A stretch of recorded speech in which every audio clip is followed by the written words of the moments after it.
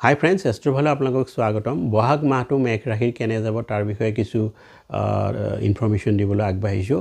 বহাগ মাহত মেঘ ৰাশিৰ দ্বাদশ স্থানত 12 পজিশ্যনত আপোনাৰ ৰাহু আৰু শনি একেলগে থকাত অতি সাৱধান হোৱাৰ প্ৰয়োজন, কাৰণ ফাইনেন্সিয়েল লছ, ফাইনেন্সিয়েল ফ্ৰড আদি হ'ব পাৰে।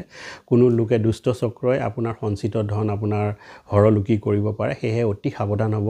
কুটুম্ব, সঞ্চিত ধন আৰু নেত্ৰ চকুৰ ক্ষেত্ৰত আপুনি সাৱধান হ'ব, ই ক্ষতিকাৰক আছে। আৰু মে' মাহত কিছু সকাহ পাব 18 মে'ৰ পিছত, আৰু ঋণ ৰোগ আদিৰ পৰা আপুনি মুক্তি পাব। ষ্টুডেণ্টৰ বিদ্যাত অৰ্জনত বাধা। বৃহস্পতি আপোনাৰ শুভ গ্ৰহ, সেয়েহে আপোনাৰ বিবাহিত জীৱনটো সুখৰ হ'ব।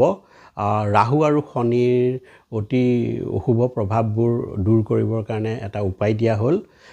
আপুনি এটা বাঁহৰ খৰাহী লৈ তাত ক'লা কাপোৰেৰে বান্ধি তাত 7 বিধ অন্ন ৰাখিব, যেনেকৈ আটা, চাউল তেনেকৈ ৰাখি পেলাই আপোনাৰ এণ্টি ক্লকৱাইজ আপোনাৰ মাথাৰ 7 বাৰ ঘূৰাব আৰু বুৱতী নৈত এইটো প্ৰবাহিত কৰি দিব। ই আপোনাৰ শনি আৰু ৰাহুৰ পৰা হ'বলগীয়া বিশেষকৈ ফাইনেন্সিয়েল লছৰ ক্ষেত্ৰত আপোনাক বহুত সকাহ দিব।